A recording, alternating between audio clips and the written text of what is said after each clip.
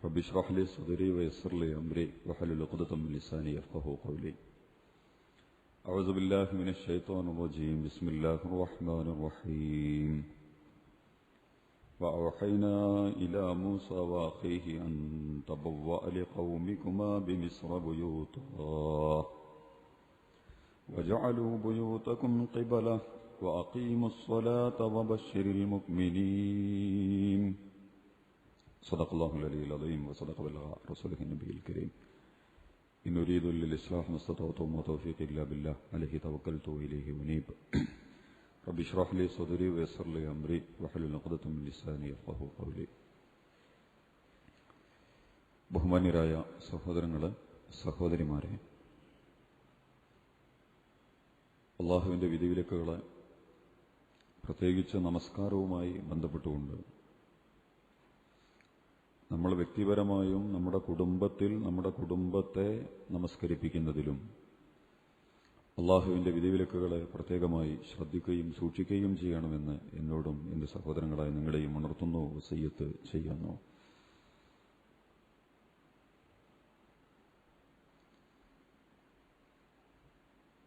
ഹജ്ജിൻ്റെ മാസമാണിത്.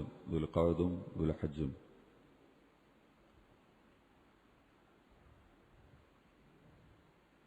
മഹാനായ പ്രവാചകൻ ഇബ്രാഹിം അലൈഹിസ്സലാത്തു വസ്സലാമിൻ്റെ ചരിത്രം, പാഠങ്ങൾ ഓർത്തുകൊണ്ടുള്ള ധാരാളം കർമ്മങ്ങളാണ് ഈ ഹജ്ജ് മാസത്തിൽ നമ്മുടെ മുമ്പിലുള്ളത്.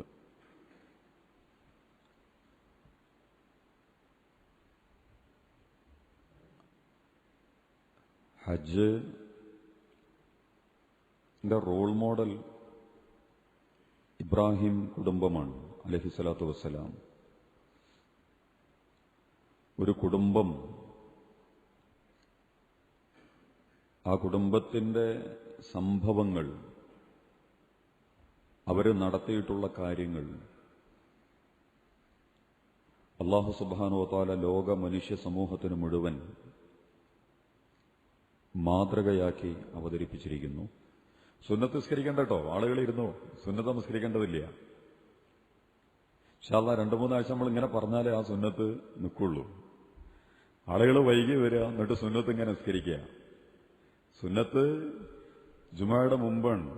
ഒരൊറ്റ ഹദീസാണ് ആ വിഷയത്തിലുള്ളത്. നബി ഖുത്ബ പറയണീന്റെ മുമ്പ് ഒരാൾ വന്നിരുന്നപ്പോൾ അയാളോട് എണീച്ച് നിസ്കരിക്കാൻ പറഞ്ഞതാ. അല്ലാതെ നബി ഖുത്ബ പറഞ്ഞുകൊണ്ടിരിക്കുമ്പോൾ ആൾക്കാർ വന്നിട്ട് സുന്നത്ത് നിസ്കരിച്ചതിന്റെ ചരിത്രം ഇല്ല.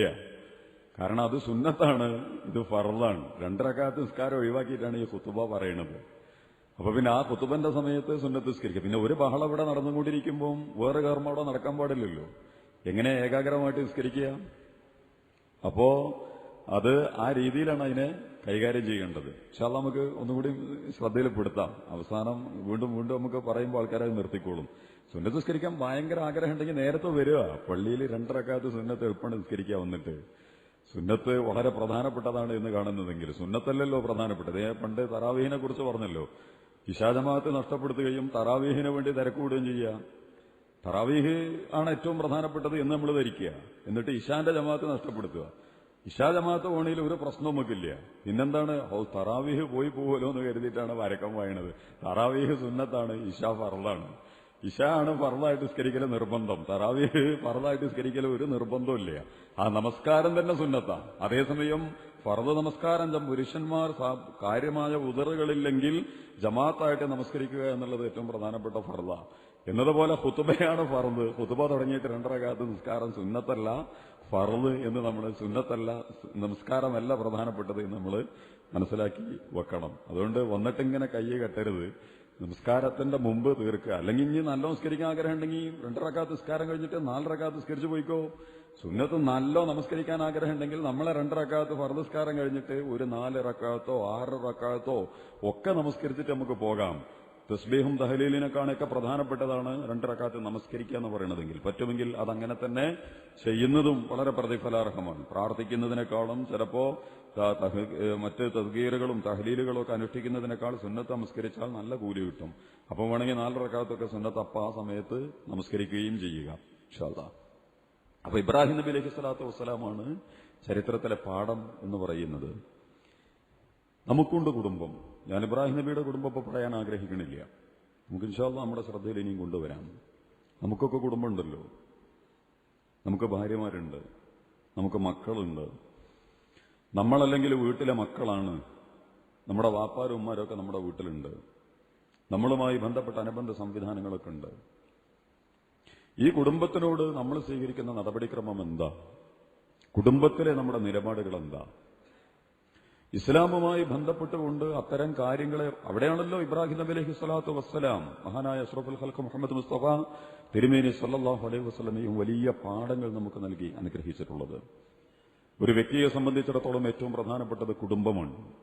വർത്തമാനകാല ലോകത്ത് ഭൗതിക ലോകം, ഇന്നത്തെ ലോകഘടന നിയന്ത്രിച്ചുകൊണ്ടിരിക്കുന്ന ശക്തികൾ കൃത്യമായി ടാർഗറ്റ് ചെയ്തിട്ടുള്ള ഒരു രംഗവേദിയാണ് കുടുംബം എന്ന് പറയുന്നത്. കാരണം തകർക്കാൻ കുറച്ച് പ്രയാസമുള്ളതാണത്. പക്ഷെ തകർത്ത് കഴിഞ്ഞാൽ മനുഷ്യകുലത്തെ തന്നെയും അതിന്റെ നാഗരികമായ എല്ലാ സംവിധാനങ്ങളെയും അതിന്റെ മൂല്യപരമായ എല്ലാ അടിസ്ഥാനങ്ങളെയും തകർക്കാൻ കഴിയും എന്നുള്ളതുകൊണ്ട് കുടുംബത്തെയും കുടുംബവുമായി ബന്ധപ്പെട്ടുകൊണ്ടുള്ള സംവിധാനങ്ങളെയും തകർക്കുന്നതിനു വേണ്ടിയുള്ള ശ്രമങ്ങൾ നടന്നുകൊണ്ടിരിക്കുന്നു. കുടുംബത്തിൽ നിന്ന് വ്യക്തികളെ പുറത്തുചാടിക്കുക, കുടുംബ ജീവിതത്തെ തകർക്കുക, കുടുംബജീവിതത്തെക്കാൾ ഭൗതികമായ മറ്റു ജീവിതങ്ങളിൽ സംതൃപ്തിയും സന്തോഷവുമൊക്കെ കൈവരിക്കുന്ന സാഹചര്യങ്ങൾ ഉണ്ടാവുക, അതുപോലെ തന്നെ ഭാര്യഭർത്തൃ ജീവിതം, മാതാപിതാക്കൾ, മക്കൾ എന്നൊക്കെ പറയുന്നത് ക്ഷമാപൂർവ്വം കൈകാര്യം ചെയ്യാനുള്ള നമ്മുടെ ശേഷി നഷ്ടപ്പെടുക, നമ്മളെ ഒരുതരം അരാജകവാദികളും ആ അസഹിഷ്ണുക്കളും പുറത്ത് നമ്മളിങ്ങനെയൊക്കെ ആവുമ്പോൾ തന്നെ കുടുംബത്തിലേക്ക് ചെല്ലുമ്പോൾ നമുക്ക് വമ്പിച്ച പ്രയാസങ്ങളും സമ്മർദ്ദങ്ങളും ഒക്കെ ഉള്ള ഒരു സ്വഭാവത്തിലേക്ക് സൗകര്യങ്ങളും സംവിധാനങ്ങളും ഒക്കെ എത്തുക. വീട്ടിൽ താമസിക്കുക എന്ന് പറയുന്നത് ഒരു വീട്ടിൽ താമസിക്കുന്നതിനേക്കാൾ ഹോട്ടലിൽ താമസിക്കുന്നത് ഇഷ്ടമായിട്ട് മാറുക ഒരു സൗകര്യമാണ്. കാരണം ഹോട്ടലിലൊക്കെ വരും. അതാണല്ലോ ഹോട്ടലിന്റെ ഒരു സുഖം എന്ന് പറയുന്നത്. നമ്മൾ പൈസ കൊടുത്താൽ മതി, എല്ലാ സൗകര്യങ്ങളും നമ്മൾ പ്രതീക്ഷിക്കാതെ അങ്ങനെയാണ് വരും. അത്രയും സൗകര്യം ചിലപ്പോൾ നമുക്ക് എവിടെ കിട്ടില്ല, നമ്മുടെ വീട്ടിൽ കിട്ടിക്കൊള്ളണമെന്നില്ല. കാരണം വീട്ടിൽ വേലക്കാരല്ല നമ്മുടെ മക്കളും നമ്മുടെ ഇണയും, അല്ലെങ്കിൽ അങ്ങോട്ടും ഇങ്ങോട്ടും ഒക്കെ ആണ് നമ്മുടെ വീട്ടിന്റെ അകത്തളങ്ങളിലുള്ളത്. അതുപോലെ തന്നെ നമ്മുടെ മാതാപിതാക്കളാണ് നമ്മുടെ വീട്ടിന്റെ അകത്തളങ്ങളിലുള്ളത്. ഈ കുടുംബത്തെ എങ്ങനെയാണ് നമ്മൾ കൈകാര്യം ചെയ്യേണ്ടത്? ആ കുടുംബത്തോടുള്ള നമ്മുടെ ബാധ്യതകൾ നമ്മൾ എങ്ങനെയാണ് നിർവഹിച്ചുകൊണ്ടിരിക്കുന്നത്? യഥാർത്ഥത്തിൽ നാടോടുമ്പോൾ നടുവേ ഓടുക എന്ന് പറയുന്ന ഒരു കുടുംബ സംവിധാനം നിലനിൽക്കുന്നു എന്നുള്ളതിന്റെ അപ്പുറം കുടുംബത്തെ ധാർമ്മികവൽക്കരിക്കുന്നതിലും ധാർമ്മികവൽക്കരിക്കുക എന്നല്ല, ഇസ്ലാമികവൽക്കരിക്കുക. നമ്മുടെ വീട്ടിന്റെ അകത്തളങ്ങളിലുള്ള ഓരോരുത്തരെയും അള്ളാഹുവിന്റെ പ്രിയപ്പെട്ട ദാസന്മാരും ദാസികളുമാക്കി മാറ്റിയെടുക്കുക. ഒന്ന് ഞാനാവുക, രണ്ടാമത്തത് എന്റെ ഭാര്യയാവുക, എന്റെ മക്കളാവുക. എന്റെ ഉപ്പയും ഉമ്മയും എന്റെ വീട്ടിലുണ്ടെങ്കിൽ അവരങ്ങനെയല്ലെങ്കിൽ അവരെയും അതിലേക്ക് മാറ്റിയെടുക്കാനുള്ള പരിശ്രമങ്ങൾ നടത്തുക. നിങ്ങൾ ശരിക്കും ഒരു സൂക്ഷ്മമായ പരിശോധന നടത്തി നോക്കൂ. നമ്മുടെ വീട്ടിൽ എന്താണ് നമ്മൾ അതിനുവേണ്ടി ചെയ്തുകൊണ്ടിരിക്കുന്നത്? നമ്മുടെ വീടുകളിൽ അതിനുവേണ്ടി നമ്മൾ ചെയ്യുന്ന പ്രവർത്തനം എന്താണ്? അങ്ങനെ ഒരു ഇസ്ലാമിക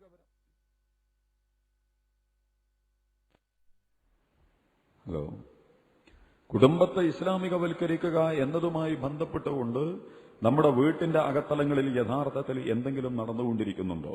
അല്ലാഹു സുബ്ഹാനഹു വ തആല പരിശുദ്ധ ഖുർആൻ ഉപയോഗിച്ച് നമ്മളോട് പറയുന്നു, നിങ്ങൾ പ്രാർത്ഥിക്കണം. റബ്ബനാ ഹബ്ലനാ മിൻ അസ്വാജിനാ വദുർരിയാതിനാ ഖുർറത അയുൻ വജഅൽനാ ലിൽ മുത്തഖീന ഇമാമ. അല്ലാഹുവേ, ലോകരക്ഷിതാവായ നാഥ, റബ്ബന, ഞങ്ങളുടെ സംരക്ഷകനായ റബ്ബേ. അങ്ങനെ ഒരു ബോധം അടിസ്ഥാനപരമായിട്ട് നമുക്ക് ഉണ്ടാവണം. അള്ളയാണ് റബ്ബ്, എന്നെ സംരക്ഷിക്കുന്നവൻ അല്ലാഹുവാണ്. എന്നെ മാത്രമല്ല എല്ലാ സംവിധാനങ്ങളെയും സംരക്ഷിക്കുന്നത് അല്ലാഹുവാണ്. അതുകൊണ്ട് റബ്ബന, എല്ലാറ്റിന്റെയും സംരക്ഷകനായ നാഥ, ഹബലനാ മിൻ അസ്വാജിന, എന്റെ ഇണകളിൽ നിന്ന് എനിക്ക് ഔദാര്യമായിട്ട് നൽകണം. അളവറ്റ ഔദാര്യമായിട്ട് ഞങ്ങളുടെ ഇണകളിൽ നിന്ന് ഞങ്ങൾക്ക് ലഭിക്കണം. നമ്മളിൽ നിന്ന് നമ്മുടെ ഇണകൾക്ക് കിട്ടണം, നമ്മുടെ ഇണയിൽ നിന്ന് നമുക്കും ലഭിക്കണം. പരസ്പരം ചേരുവയാണല്ലോ ഇത്. ഒരു പാലിട്ടതുപോലെ അങ്ങോട്ടും ഇങ്ങോട്ടും പോകേണ്ട ഒരു സാധനമാണിത്. രണ്ട് പാലല്ല, ഒരൊറ്റ പാലമാണ്. അത് അങ്ങോട്ടും ഇങ്ങോട്ടും പോകാനുള്ള ഒരു പാലമായിട്ടാണ് നമ്മൾ നിൽക്കുന്നത്. നമ്മുടെ ഇണകളിൽ നിന്ന് ഹബ്ലനാ മിൻ അസ്വാജിന വദുർരിയാതിന, അതുപോലെ തന്നെ ഞങ്ങളുടെ മക്കളിൽ നിന്നും ഖുർറത അയുനിൻ, ഞങ്ങളുടെ കണ്ണുകൾക്ക് കുളിർമ നൽകുന്ന, കണ്ണുകൾക്ക് സമാധാനം നൽകുന്ന, ഞങ്ങളുടെ മനസ്സിന് നിർവൃതി നൽകുന്ന, ലോകവുമായി ബന്ധപ്പെടാനുള്ള കണ്ണാടിയാണല്ലോ കണ്ണ്. ഏറ്റവും പ്രധാനപ്പെട്ട കണ്ണാടിയത. ഭൗതിക ലോകത്തെ നമ്മൾ അനുഭവിക്കുന്നതും ആസ്വദിക്കുന്നതും മനസ്സിലാക്കുന്നതുമൊക്കെ മുഖ്യമായിട്ടും കണ്ണുപയോഗിച്ചുകൊണ്ടാണ്. ആ കണ്ണിന് പല കാഴ്ചകളും നമ്മൾ കണ്ടുകൊണ്ടിരിക്കുന്നുണ്ട് ലോകത്ത്. വളരെ വലിയ കാഴ്ചകൾ നമ്മൾ കണ്ടുകൊണ്ടിരിക്കുന്നുണ്ട്. നമ്മുടെ ജീവിതത്തെ വ്യത്യസ്തമായ തലത്തിൽ സ്വാധീനിച്ചുകൊണ്ടിരിക്കുന്ന, നിയന്ത്രിച്ചുകൊണ്ടിരിക്കുന്ന, നിർണയിച്ചുകൊണ്ടിരിക്കുന്ന ധാരാളം കാഴ്ചകൾ നമ്മൾ കണ്ടുകൊണ്ടിരിക്കുകയാണ്. ആ കാഴ്ചകളിൽ ഏറ്റവും മനോഹരമായ കാഴ്ച നമ്മൾ വേണമെന്ന് പറയുന്നത്, അള്ളാഹുവിനോട് നമ്മൾ പറയുന്നത്, എന്റെ ഇണയിൽ നിന്നും എന്റെ കുട്ടികളിൽ നിന്നും കണ്ണിന് കുളിർമ നൽകുന്ന കാഴ്ചകൾ അള്ളാഹുവെ നീ എനിക്ക് നൽകി അനുഗ്രഹിക്കണം. നമ്മുടെ ഇണകളും നമ്മുടെ കുട്ടികളും ഒക്കെ കണ്ണിന് കുളിർമ നൽകുന്ന കാഴ്ചകളാകണം. അത് ചെറിയ കുട്ടികളെ സംബന്ധിച്ചല്ല. കാരണം ചെറിയ കുട്ടികളെ കാഴ്ചക്ക് കണ്ണിന് കുളിർമ നമ്മൾ ഉണ്ടാക്കേണ്ട കാര്യമില്ല, പ്രാർത്ഥിച്ചു നേടേണ്ട കാര്യമില്ല. ആ ശൈശവഘട്ടം എന്ന് പറയുന്നത് അതിന്റെ ഓരോന്നും ഒരു വിരലിന്റെ തുമ്പ് നോക്കിയാൽ, കണ്ണിന്റെ പുരികം നോക്കിയാൽ, മൂക്കിന്റെ തുമ്പ് നോക്കിയാൽ, അതിന്റെ തൊണ്ണ് നോക്കിയാൽ ഒക്കെ സൗന്ദര്യം ഇങ്ങനെ നിറഞ്ഞ് കവിഞ്ഞൊഴുകയാണ്. കണ്ണിന് അസാമാന്യമായ കുളിർമ നൽകും ഒരു പിഞ്ചുകുട്ടി എന്ന് പറയുന്നത്. ഭയങ്കരമായ, നീ ഏത് കാക്കക്ക് തൻകുഞ്ഞ് പൊൻകുഞ്ഞ് എന്ന് പറയുന്നത് പോലെ ദുനിയാവിലെ ഏതൊരു കുട്ടിയും അതിന്റെ മാതാപിതാക്കൾക്ക് എന്തെന്നില്ലാത്ത നിർവൃതി നൽകുന്ന സംഭവമാണ്. ആ ഒരു ചെറിയ കുട്ടിയെ വെച്ചുകൊണ്ടുള്ള പ്രാർത്ഥനയല്ല ഇത്. കാരണം ചെറിയ കുട്ടി ആർക്കും ലോകത്ത് നിർവൃതി നൽകുന്ന കാഴ്ച തന്നെയാണ്. പക്ഷെ അതിനുശേഷം ഇത് ദുര്യത്തായിട്ട് മാറുന്ന, ശബാബിലേക്കും ദുര്യത്തിലേക്കും കൗമാരത്തിലേക്കും യുവത്വത്തിലേക്കും ഒക്കെ കാലെടുത്ത് വെക്കുന്ന നിർണായകമായ ഒരു ഘട്ടമുണ്ട്. എന്റെയും നിങ്ങളുടെയും മക്കൾ എന്നൊക്കെ പറയുന്നവർ, അവരെ അത്തരം ഒരു ഘട്ടത്തിലെത്തിയാൽ അള്ളാഹുവേ എന്റെ മക്കളിൽ നിന്നും അതുപോലെ തന്നെ എന്റെ ഇണകളിൽ നിന്നും എനിക്ക് കണ്ണിന് കുളിർമ നൽകുന്ന കാഴ്ചകൾ എനിക്ക് ലഭിക്കണം. നമ്മുടെ വീട്ടിൽ അങ്ങനെ ഒരു കാഴ്ച എന്താ? നമ്മളെ കൊണ്ട് നമ്മുടെ വാപ്പാക്കും ഉമ്മാക്കും അങ്ങനെ ഒരു കാഴ്ച ഉണ്ടോ? നമ്മുടെ വാപ്പയും അങ്ങനെ പ്രാർത്ഥിച്ചിട്ടുണ്ടെങ്കിൽ നമ്മുടെ വാപ്പയ്ക്കും ഉമ്മയ്ക്കും നമ്മൾ നിർവൃതി നൽകുന്ന ഒരു കാഴ്ചയാണോ കണ്ണിന് കുളിർമ? അങ്ങനെയാണെങ്കിലാണല്ലോ നമുക്കത് ഇങ്ങോട്ട് തിരിച്ചു കിട്ടുക. നമ്മൾ കൊടുത്തിട്ടുണ്ടെങ്കിലല്ലേ അത് വരുള്ളൂ, വിതച്ചിട്ടുണ്ടെങ്കിലല്ലേ കൊയ്യാൻ പറ്റുള്ളൂ, വിളമ്പിയതല്ലേ തുളുമ്പുള്ളൂ. ഏതാണ് ഇങ്ങോട്ട് നമ്മൾക്ക് കിട്ടാൻ സാധ്യതയുള്ളത്? സ്വന്തം മാതാപിതാക്കളെ വാപ്പാനെയും ഉമ്മാനെയും വെച്ചിട്ട് നിങ്ങളൊന്ന് ആലോചിക്കുക. നമ്മുടെ വാപ്പയുടെയും ഉമ്മയുടെയും മുമ്പിൽ നമ്മൾ മക്കൾ എന്ന ആ മക്കളിലേക്ക് തന്നെ ആദ്യം പോടില്ല, ഭാര്യമാരിലേക്ക് തന്നെ പോവാ നമ്മള്, ഭർത്താക്കന്മാരിലേക്കും. ഭാര്യ ഭർത്താവ് എന്നുള്ള നിലക്ക് ഖുർആൻ വളരെ മനോഹരമായ പ്രയോഗമാണല്ലോ നടത്തിയിട്ടുള്ളത്. ഭാര്യ ഭർത്തൃ ജീവിതവുമായി ബന്ധപ്പെട്ടിട്ട് ലോകത്തൊരു വേദവും നടത്താത്ത പ്രയോഗമാണ് ഖുർആൻ നടത്തിയിട്ടുള്ളത്. ഹുന്ന ലിബാസുല്ലക്കും വഅൻതും ലിബാസുൻ ലഹുന്ന. നിങ്ങൾക്ക് അവരൊരു വസ്ത്രമാണ്. വസ്ത്രം എന്ന് പറഞ്ഞാൽ ധരിക്കാനുള്ളതാ. ഒരു സാധനം കുടിച്ചതുപോലെ കുടിച്ചു കഴിഞ്ഞാൽ പിന്നെ അത് ശരീരം മുഴുവൻ പ്രവഹിക്കും. അതാണ് ധരിക്കുക എന്ന് പറയുന്നതിന്റെ അർത്ഥം. ശരീരത്തിന്റെ എല്ലാം, നമ്മളൊരു ഭക്ഷണം കഴിച്ചാൽ, നമ്മളൊരു മരുന്ന് കഴിച്ചാൽ, നമ്മൾ ഏതെങ്കിലും ഒരു സാധനം അകത്തേക്ക് കഴിച്ചാൽ അതിന്റെ എല്ലാ സംഗതികളും ശരീരത്തിന്റെ നാരായ വേര് മുഴുവൻ ഓടി നടക്കും. എന്നതുപോലെ നമ്മളൊരു വസ്ത്രം ധരിച്ചു കഴിഞ്ഞാൽ അത് നമ്മളിലേക്ക് അങ്ങോട്ട് എത്തുകയാണ്, മുഴുവനായിട്ട് നമ്മളിലേക്ക് എത്തുകയാണത്. ആ വസ്ത്രം എന്താണ്? വസ്ത്രത്തിന്റെ പ്രത്യേകത എന്ന് പറയുന്നത്, ശരിക്ക് ഒരു മനുഷ്യനുമായിട്ട് ഏറ്റവും അടുത്ത് നിൽക്കുന്നത് ആരാ? ഒന്ന് അല്ലാഹു. നഹ്നു അഖറബു ഇലൈഹി മിൻ ഹബ്ലിൽ വരീദ് നഹ്നു അഖറബു മിൻകും വലാകിൻ ലാ തുബ്സിറൂൻ. നിങ്ങളെക്കാൾ നിങ്ങളോടടുത്ത് ഞാനാ. നിങ്ങളുടെ എല്ലാ സൂക്ഷ്മമായ അതിനിസ്സാരമായ കാര്യങ്ങളെക്കുറിച്ച് പോലും എനിക്കറിയാം. നഹ്നു അഖറബു ഇലൈഹി മിൻ ഹബ്ലിൽ വരീദ്. നിങ്ങളുടെ കഴുത്തിലുള്ള ഈ അർത്താലൊക്കെ മുറിയണ നരമ്പുണ്ടല്ലോ, അതാണ് ഹബ്ലുൽ വരീദ് എന്ന് പറയുന്നത്. അതിനേക്കാൾ അടുത്താണ് ഞാൻ നിങ്ങളുടെ അടുത്ത് നിൽക്കുന്നത്. അള്ളയാണ് നമ്മൾ ഏറ്റവും തൊട്ടടുത്തുള്ളത്. നമ്മളെക്കാൾ അള്ളാഹ്ക്ക് നമ്മളറിയാം. നമ്മുടെ ഓരോ സംഗതിയെക്കുറിച്ചും അള്ളാഹ്ക്കറിയാം. നമ്മുടെ മനസ്സ്, നമ്മുടെ ശരീരം, നമ്മുടെ ആന്തരികാവയവങ്ങൾ, അതിന്റെ അവസ്ഥകൾ, അതിന്റെ ക്ഷാമ അവസ്ഥകളൊക്കെ അള്ളാഹ്ക്കറിയാം. നമുക്കറിയില്ലല്ലോ. ശരീരത്തിന് എന്താ ഗുണമുള്ളത്, എന്താ തകരാറുള്ളത്, മസ്തിഷ്കത്തിൽ ഏത് സെല്ലാണ് പൊഴിഞ്ഞുകൊണ്ടിരിക്കുന്നത്, എവിടെയാണ് വീക്കായി കൊണ്ടിരിക്കുന്നത് ഒന്നും നമുക്കറിയില്ല. പക്ഷെ അള്ളാഹ്ക്ക് നമ്മളെക്കാൾ നമ്മളെ അറിയാം, ഭൗതികമായിട്ടും അറിയാം. അതുപോലെ നമ്മുടെ മാനസികമായ സഞ്ചാരങ്ങൾ. വലഖദ് ഖലഖനൽ ഇൻസാന വനഅലമു മാ തുവസ്വിസു ബിഹി നഫ്സുഹു. വലഖദ് ഖലഖനൽ ഇൻസാന, മനുഷ്യനെ നാമാണ് സൃഷ്ടിച്ചിട്ടുള്ളത്. അതുകൊണ്ട് അതിന്റെ ഭൗതിക, ടെക്നിക്കൽ, സാങ്കേതികപരമായ എല്ലാ കാര്യവും എനിക്കറിയാം. വനഅലമു മാ തുവസ്വിസു ബിഹി നഫ്സുഹു, അതിന്റെ ആത്മീയമായ കാര്യങ്ങളെക്കുറിച്ചും എനിക്കറിയാം. അവന്റെ ആത്മാവെന്ന് പറയുന്ന അനന്തമായ അത്ഭുതകരമായ പ്രതിഭാസത്തെക്കുറിച്ചും അവനേക്കാൾ അറിയുന്നത് ഞാനാ. വനഹ്നു അഖറബു ഇലൈഹി മിൻ ഹബ്ലിൽ വരീദ്. ഞാനാണ് നിങ്ങളുടെ അടുത്ത് ഏറ്റവും തൊട്ടടുത്തുള്ളത് എന്നുള്ള പറയുന്നു. പിന്നെ മരിക്കുന്നതുമായി ബന്ധപ്പെട്ട് പറഞ്ഞു കൊടുത്തും അല്ലാഹ് തന്നെയാണ് പറയുന്നത്. ഫലൗലാ ഇദാ ബലഗത്തിൽ ഹുൽഖൂം വഅൻതും ഹീനഇദിൻ തൻദുറൂൻ വനഹ്നു അഖറബു ഇലൈഹി മിൻകും വലാകിൻ ലാ തുബ്സിറൂൻ. ജീവൻ തൊണ്ടക്കുഴിയിലെത്തുന്നു, അത് നിങ്ങളിൽ നിന്ന് വിട പറയാനുള്ള തീരുമാനമെടുക്കുന്നു, അത് പോകാനുള്ള എല്ലാ വെപ്രാളങ്ങളും കാണിച്ചുകൊണ്ടിരിക്കുന്നു. ശരീരം അതിനെ പുറന്തള്ളാനും അതാണെങ്കിൽ പുറത്ത് ചാടാനുമുള്ള വല്ലാത്ത സാഹസപ്പെട്ട പണി നടത്തിക്കൊണ്ടിരിക്കുന്നു. അതിന്റെ വേദനാജനകമായ പരവശതകളിലൂടെ നിങ്ങളുടെ ശരീരം കടന്നു കയറി ചെല്ലുന്നു. അങ്ങനെ ജീവൻ തൊണ്ടക്കുടിയിൽ എത്തിക്കഴിഞ്ഞാൽ നഹ്നു അഖറബു ഇലൈഹി മിൻകും വലാകിൻ ലാ തുബ്സിറൂൻ. ഞാനാണ് നിങ്ങളുടെ ഏറ്റവും തൊട്ടടുത്തുള്ളത്. ഞാൻ അതിലേക്ക് ഇപ്പൊ കടന്നു പോണില്ല. അല്ലാഹുവാണ് തൊട്ടടുത്ത്. ഒരു മനുഷ്യനെ കുറിച്ച് അവൻ അറിയുന്നതിനേക്കാൾ അവനെ അള്ളാഹുവിനറിയാം. രണ്ടാമത്തത് പിന്നെ ആർക്കറിയാം? കിറാമൻ കാത്തിബീൻ യഅലമൂന മാ തഫ്അലൂൻ. രണ്ട് മലക്കുകളുണ്ട്, നിർബന്ധിതമായി ഇവിടെ അടിച്ചേൽപ്പിക്കപ്പെട്ടിട്ടുള്ള. അള്ളാഹു അങ്ങനെ പറഞ്ഞതുകൊണ്ട് മാത്രം നിൽക്കാൻ തീരുമാനിച്ചതോ അല്ലെങ്കിൽ ഒരു പണി നിർത്തിയിട്ട് പോവും. കാരണം അത്രമാത്രം അപകടകരമായ പ്രവർത്തനങ്ങൾ മനുഷ്യൻ ചെയ്തുകൊണ്ടിരിക്കുന്നുണ്ട്. മാലാകമാരുടെ വിശുദ്ധഭാവങ്ങൾക്കും അവരുടെ ലാളിത്യത്തിനും അവരുടെ സ്വാഭാവിക പ്രകൃതിക്കും നിരക്കാത്ത രീതിയിലുള്ള ഇടപെടലാണ് മനുഷ്യൻ നടത്തിക്കൊണ്ടിരിക്കുന്നത്. പക്ഷെ അവരവിടെ ഉണ്ട്. ഈ രണ്ട് മലക്കുകൾ എല്ലാം ചാരക്കണ്ണുപയോഗിച്ച് അമേരിക്ക ഉപഗ്രഹങ്ങൾ വെച്ചിട്ടുണ്ട് ലോകത്തെ മുഴുവൻ ഊറ്റിയെടുക്കാൻ.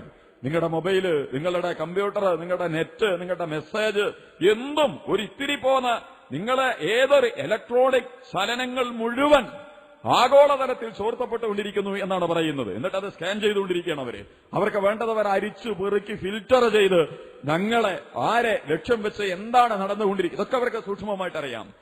അത്രയും വലിയ സംവിധാനങ്ങൾ ലോകത്തെ ഭൗതിക ശക്തികൾ തന്നെ വെച്ചിട്ടുണ്ട്.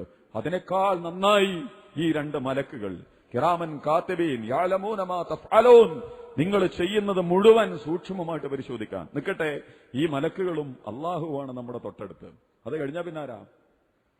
പിന്നെ ഒരു മനുഷ്യനോട് അവനല്ലാത്ത ഒന്നാവിന്റെ ഏറ്റവും അടുത്തിക്കണത് അവന്റെ തുണിയും കുപ്പായ. ഭൗതികമായ സാധനങ്ങളിൽ ഒരു മനുഷ്യനുമായി ഏറ്റവും അടുത്ത് നിൽക്കുന്നത് എന്താ? അവനല്ലാത്ത ഒരു വസ്തു ഏറ്റവും അടുത്ത് നിൽക്കുന്നത് എന്താ? അവന്റെ വസ്ത്രമാണ്. ആ വസ്ത്രത്തോടാണ് അള്ളാഹു ഇണകളെ അങ്ങോട്ടും ഇങ്ങോട്ടും ഉപമിച്ചിട്ടുള്ളത്. നിങ്ങളുടെ ഇണ നിങ്ങൾക്കൊരു വസ്ത്രമാണ്, നിങ്ങൾ അവർക്കൊരു വസ്ത്രമാകുന്നു എന്ന് പറഞ്ഞാൽ എന്താ? അതിൽ വേറെ കുറെ രഹസ്യങ്ങളുണ്ട്. അത് വൈവാഹിക ജീവിതമായിട്ട് ബന്ധപ്പെടുത്തിയിട്ട് പറയേണ്ടതാ. അതിലേക്ക് ഞാനിപ്പോ കടന്നു പോണില്ല. പക്ഷെ ഒന്ന് നമുക്കറിയാം, അള്ളാഹും ഈ മലക്കുകളും കഴിഞ്ഞാൽ പിന്നെ എന്നെ ഏറ്റവും നന്നായി അറിയാം എന്റെ പെണ്ണിനാ. എന്റെ വാപ്പാക്കും ഉമ്മാക്കും അറിയുന്നതിനേക്കാൾ, എന്റെ മക്കൾക്കറിയുന്നതിനേക്കാൾ ഞാൻ ആരാ, എന്റെ അടിസ്ഥാന സ്വഭാവം എന്താ, എന്റെ നിലപാടെന്താ, എന്റെ നടപടിക്രമങ്ങൾ എന്താ, എന്റെ ജീവിത വിശുദ്ധി എന്താ, എന്റെ ജീവിതത്തിലെ പൊള്ളത്തരങ്ങൾ എന്താ, എന്റെ ജീവിതത്തിലെ കാപട്യം എന്താ, എന്റെ ജീവിതത്തിലെ കള്ളത്തരങ്ങൾ എന്താ, എന്റെ ജീവിതത്തിൽ ഞാൻ സ്വീകരിക്കുന്ന നിലപാടുകളുടെ ഗൗരവവും ലളിതവുമായ അർത്ഥങ്ങളൊക്കെ എന്താണ് എന്ന് നിങ്ങൾക്കാർക്കും അറിയില്ല. പക്ഷെ എന്റെ പെണ്ണിനറിയും. ഞാൻ തോൽക്കുന്ന വിലയായിരിക്കും എന്റെ ഭാര്യ എന്ന് പറയുന്നത്. കാരണം അവൾക്കെന്നറിയാം. അതുപോലെ അവളെ എനിക്കും അറിയാം. അവൾ എന്താണ്, അവളുടെ മാനസികവും ശാരീരികവും അതുമായി ബന്ധപ്പെട്ട വ്യവഹാരങ്ങളും വികാരങ്ങളും വിചാരങ്ങളും ഒക്കെ നമുക്കറിയാം. ഒരാണിനും ഒരു പെണ്ണിനുമാണ് ഏറ്റവും നന്നായിട്ട് അതറിയാം. പരസ്പരം അറിയാവുന്നവരവരാ. അല്ലേ റസൂലിന് പോലും അങ്ങനെ നമ്മൾ അറിയില്ലല്ലോ. റസൂലിനെ നമ്മൾ ചെയ്താൽ തന്നെ അറിയുള്ളൂ. അതേസമയം അള്ളാന്റെ മലക്കും കഴിഞ്ഞാൽ ഈ ഭാര്യയും ഈ ഭർത്താവുമാണ് ഏറ്റവും അടുത്ത് നിൽക്കുന്നവർ. മാതാപിതാക്കളെക്കാൾ, മക്കളെക്കാൾ, ജ്യേഷ്ഠാനിയന്മാരെക്കാൾ, സമൂഹത്തിലെ മറ്റ് അനുയായികളും നേതാക്കന്മാരെക്കാളും ഒരു മനുഷ്യനോട് ഏറ്റവും കൂടുതൽ അടുത്ത് നിൽക്കുന്നവരാണ് ഭാര്യയും ഭർത്താവും എന്ന് പറയുന്നത്. ഉള്ള ഖുർആൻ പറഞ്ഞു, ഹുന്ന ലിബാസുല്ലക്കും വഅൻതും ലിബാസുല്ലഹുന്ന. വസ്ത്രത്തിന്റെ മറ്റു സംഗതികളുണ്ട്. അതിപ്പോ എന്റെ ചർച്ചാവിഷയം, അതിലേക്ക് നമ്മൾ പോകേണ്ട കാര്യമില്ല. പേഴ്സണാലിറ്റിക്ക് അന്തസ് നൽകുകയും അവന്റെ ന്യൂനത, ലിബാസ് എന്നതിന്റെ മറ്റൊരർത്ഥം സത്രൽ ഔറാണ്, ഔറത്ത് മറക്കുന്നത്. ഔറത്ത് എന്ന് പറഞ്ഞാൽ ന്യൂനതകൾ, പോരായ്മകൾ, വഷളത്തരങ്ങൾ, നമ്മുടെ ദൗർബല്യങ്ങൾ. ശരീരത്തിന് എന്തൊക്കെയുണ്ട്? ചിലപ്പോൾ ക്യാൻസർ ഉണ്ടാവും നമ്മുടെ ശരീരത്തിന്, നമുക്കറിയാം, നമ്മുടെ ഭാര്യക്കും അറിയാം. പക്ഷെ നാട്ടുകാർക്ക് അത് ഞാൻ പിന്നെ തുണിക്കുപ്പായിട്ട് പോകുമ്പോൾ അങ്ങനെ അറിയില്ല. ക്ഷയരോഗം ഉണ്ടാവും, ഗുണേറിയ ഉണ്ടാവും, സിഫിലിസ് ഉണ്ടാവും, പലതും ഉണ്ടാവും. പക്ഷെ തുണിക്കുപ്പായൊക്കെ ഇട്ട് പോയാൽ എന്താവില്ല, ഒരാളും അറിയില്ല. നമ്മുടെ എല്ലാ വൈകല്യങ്ങളെയും മറച്ചു വെക്കാനുള്ള ഒരു സാധനമാണ് നമ്മുടെ തുണിക്കുപ്പായം എന്ന് പറയുന്നത്. പേഴ്സണാലിറ്റിക്ക് എന്തെന്നില്ലാത്ത ഒരു മാറ്റ് കൊടുക്കും തുണിക്കുപ്പായൊക്കെ. എന്നതുപോലെ ഭാര്യയും ഭർത്താവും പരസ്പരം സൗന്ദര്യമായിട്ട് മാറണം. പരസ്പരം രണ്ടുപേരുടെയും വ്യക്തിത്വത്തിന് അരങ്ങും അലങ്കാരവുമായിട്ട് മാറണം എന്ന് ഇസ്ലാം ആഗ്രഹിക്കുന്നു. ഞാൻ സൂചിപ്പിക്കുന്നത്, ഈ ഖുർആൻ സൂചിപ്പിച്ച ഇണ എന്ന് പറയുന്നവർ യഥാർത്ഥത്തിൽ എന്റെയും നിങ്ങളുടെയും ജീവിതത്തിൽ ഈ ഒരു സ്വഭാവത്തിൽ ഈ ഇണ നമ്മളുമായിട്ട് ഏറ്റവും ബന്ധപ്പെട്ട് കിടക്കണം. നമ്മുടെ പെണ്ണ് അല്ലെങ്കിൽ നമ്മളാണ്. നമ്മൾ അവരുമായിട്ട് അവർ നമ്മൾ കിട്ടും. ഇവരെവിടെയാ പോവുക നാളെ? ഇവരെങ്ങോട്ടാണ് എത്തുക? ഇവരുടെ ഇസ്ലാമികപരമായ ജീവിതം എന്താ? പെണ്ണുങ്ങൾ ഇവിടെ അല്ലാത്തതുകൊണ്ട് അവരോടൊപ്പം നമുക്ക് പറയാൻ കഴിയില്ല. നമ്മുടെ സ്ത്രീകളാരും ഇവിടെ വരുന്നില്ല, വളരെ കുറവാണ് സ്ത്രീകൾ വരുന്നത്. പക്ഷെ നമ്മളുണ്ട്. നിങ്ങളുടെ പെണ്ണുങ്ങളൊക്കെ സ്വർഗത്തിൽ പോവും, ഉറപ്പ്. അതാണുള്ള പ്രശ്നം. അടിസ്ഥാനപരമായി നിങ്ങളുടെ ഭാര്യയോട് നിങ്ങൾക്ക് സ്നേഹമുണ്ടെങ്കിൽ, ഇണയോട് നിങ്ങൾക്ക് സ്നേഹമുണ്ടെങ്കിൽ, നിങ്ങളുടെ ഒന്നാമത്തെ തീരുമാനം എന്താ? ഓളെ ലോകത്തിലെ ഏറ്റവും സമ്പത്തും സൗകര്യവും സൗന്ദര്യമുള്ളവളാക്കി മാറ്റിയെടുക്കുന്നുള്ളതാ. നിങ്ങൾക്ക് അവളോട് സ്നേഹമുണ്ട്, ഗുണകാംക്ഷയുണ്ട്. നിങ്ങൾ എന്താണ് ആഗ്രഹിക്കുന്നത്? അവളെ നരകത്തിൽ നിന്ന് രക്ഷപ്പെടുത്തണം, അവളെ സ്വർഗത്തിലേക്ക് കൊണ്ടുപോകണം. ആ സ്വർഗത്തിൽ എത്തിക്കുന്നതിന് വേണ്ടി എന്താണ് നമ്മുടെ ഇണകൾക്ക് വേണ്ടി നമ്മുടെ വീട്ടിൽ നമ്മൾ ചെയ്തുകൊണ്ടിരിക്കുന്ന പണി? അവരെ നമുക്ക് വേണ്ടി ചെയ്തു തരുന്ന പണി എന്താ? ഒരാണും ഒരു പെണ്ണും എന്നുള്ള നിലക്ക് റബ്ബനാ ഹബലനാ മിൻ അസ്വാദിന, ഞങ്ങളുടെ ഇണകളിൽ നിന്ന് പള്ള നിറച്ച ഔദാര്യങ്ങൾ തരണം, വയറ് നിറച്ച ഔദാര്യങ്ങൾ തരണം. ഞങ്ങളുടെ കണ്ണിന് കുളിർമ നൽകുന്ന കാഴ്ചകൾ ഇണകളും കുട്ടികളും ഞങ്ങൾക്ക് തരണം. പെണ്ണ് മാത്രമല്ല കേട്ടോ, പെണ്ണിനെ നമ്മളും കൊടുക്കണം. ഇണ എന്ന് പറഞ്ഞതിന്റെ അർത്ഥം പെണ്ണിനിട ആണാണ്, ആണിനിട പെണ്ണാണ്. അല്ലാതെ ഈ ആയത്ത് കേൾക്കുമ്പോൾ പെണ്ണിന്റെ അടുത്ത് നിന്ന് ഇങ്ങോട്ട് കിട്ടുന്ന മാത്രം ആലോചിച്ച് കണ്ട് നമ്മൾ ഇറങ്ങാറേണ്ട കാര്യമില്ല. നമ്മളെടുത്തുനിന്ന് അവർക്കും അവരിൽ നിന്ന് നമ്മൾക്കും കിട്ടേണ്ടത് കണ്ണിന് കുളിർമ നൽകുന്ന കാഴ്ചകൾ കാണാൻ നമുക്ക് സാധിക്കണം എന്നാണ് പറയുന്നത്. എന്താണ് നമ്മളെ വീട്ടിലെ കണ്ണിന് കുളിർമ നൽകുന്ന കാഴ്ച? നിങ്ങൾ ശരിക്കൊന്ന് പരിശോധിക്കും. വലിയ വീടാ, നല്ല വാഹനങ്ങളാ, നല്ല മേത്തരം ഭക്ഷണവും വസ്ത്രമൊക്കെയാ. എന്താണ് അല്ലാഹു സുബ്ഹാനഹു വ തആല ഇതുകൊണ്ട് ഉദ്ദേശിക്കുന്നത്? ആവാം, ഇതിനൊന്നും വിരോധമില്ല. അതിരുകൾ വിടാതെയും ആർത്തിയില്ലാതെയും ആസക്തിയില്ലാതെയും ഒക്കെ ഭൗതികമായ ജീവിതത്തിലെ അനുഭവിക്കുന്നതിനോ കൈകാര്യം ചെയ്യുന്നതിനോ ഒന്നും ഇസ്ലാം ഒരു തടസ്സവും നിന്നിട്ടില്ല.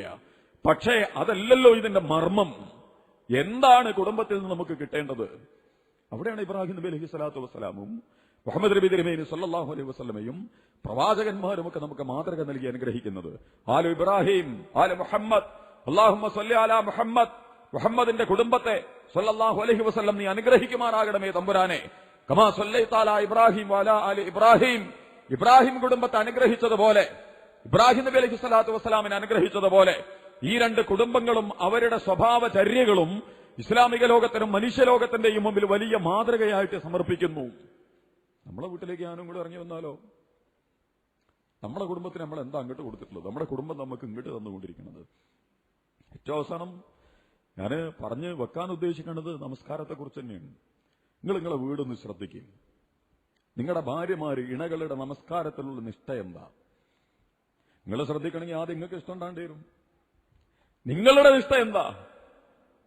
നമ്മുടെ വീട്ടിൽ, ഒരു വീട്ടിൽ ഏറ്റവും ആദ്യമാണ് വീട് കൂടുമ്പോഴൊക്കെ മൂല്യമാരി നങ്ങന്മാരെയൊക്കെ കൊടുത്തിട്ട് ചെയ്യണ പണി, പള്ളി അടുത്തുണ്ടെങ്കിലും സുബൈ പള്ളി അവിടെ നിസ്കരിക്കാതെ അവിടെ നിസ്കരിച്ചു കണ്ട് അതിനുള്ളിലേക്ക് കയറുന്ന പരിപാടിയൊക്കെ ഉണ്ട്. അത്രമാത്രം നിസ്കാരം ഭയങ്കര സംഭവമായിട്ട് നമ്മൾ എടുത്തിട്ടുണ്ട്. അന്ന് നിസ്കരിച്ചതാ, പിന്നെ സുബൈക്ക് നമ്മൾ എണീക്കലില്ല.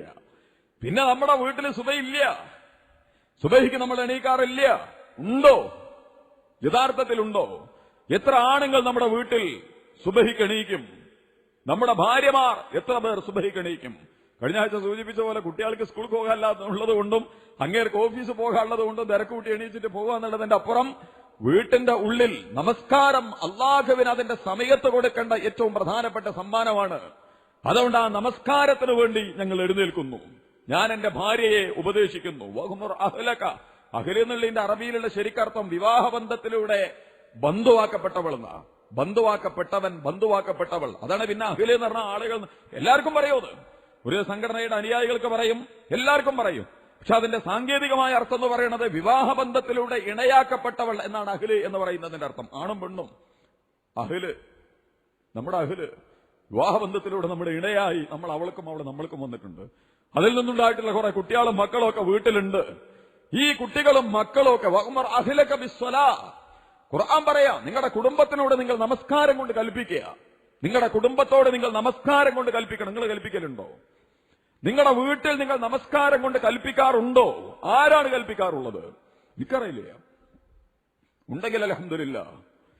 അത് കൽപ്പിക്കണമെങ്കിൽ നമുക്ക് വേണ്ടി വരും. ആദ്യം നമ്മളെ നിസ്കാരം വേറൊരു കഥയിൽ ഇങ്ങനെ കിടക്കുകയാണ്.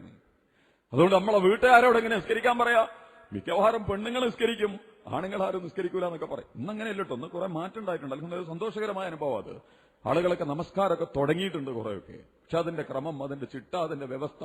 പള്ളികളുണ്ട് ധാരാളം, ഇഷ്ടംപോലെ പള്ളിയുണ്ട്. ഓരോ പ്രദേശത്തും നിറഞ്ഞു കവിഞ്ഞൊഴുകുന്ന പള്ളികളാണുള്ളത്.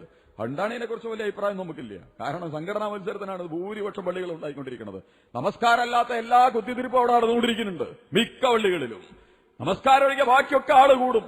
തിരക്ക്, ബഹളം, സംഘടനാ തർക്കം, മഹല്ല് കമ്മിറ്റി ഒക്കെ ആണെങ്കിൽ ആള് കൂടും. നിസ്കരിക്കാൻ ആള് കൂടൂല, നിസ്കരിക്കാൻ ആളുണ്ടാവില്ല. നിങ്ങൾ പള്ളി പോയൊക്കെ ഓരോ പ്രദേശത്തും ഓരോ സംഘടനകളും ഇഷ്ടം പോലെ പള്ളികൾ ഉണ്ടാക്കിക്കൊണ്ടിരിക്കുന്നുണ്ട്. ഇസ്ലാമിൽ പള്ളിക്ക് വലിയ സ്ഥാനമുണ്ട്. കാരണം പള്ളി ജീവിതത്തിന്റെ മൊത്തം ക്രമങ്ങളെ നിയന്ത്രിക്കേണ്ട ഒരു കാര്യമായിട്ടാണ് പ്രവാചകരും വിശുദ്ധ ഖുർആനൊക്കെ നമ്മുടെ മുമ്പിൽ പള്ളി അവതരിപ്പിച്ചിട്ടുള്ളത്. സൂറത്തു യൂനുസിൽ നിങ്ങൾക്ക് കാണാം 87-ാമത്തെ ആയത്ത്, ഓഹൈനാ ഇലാ മൂസ, മൂസാ നബിക്ക് നമ്മൾ ദിവ്യദർശനം നൽകി, വഹയ്യ് കൊടുത്തു. വഹീഹി അദ്ദേഹത്തിന്റെ സഹോദരനും ഹാറൂൻ നബി അലൈഹി സ്വലാത്തു വസ്സലാമുക്കും വഹീ കൊടുത്തു.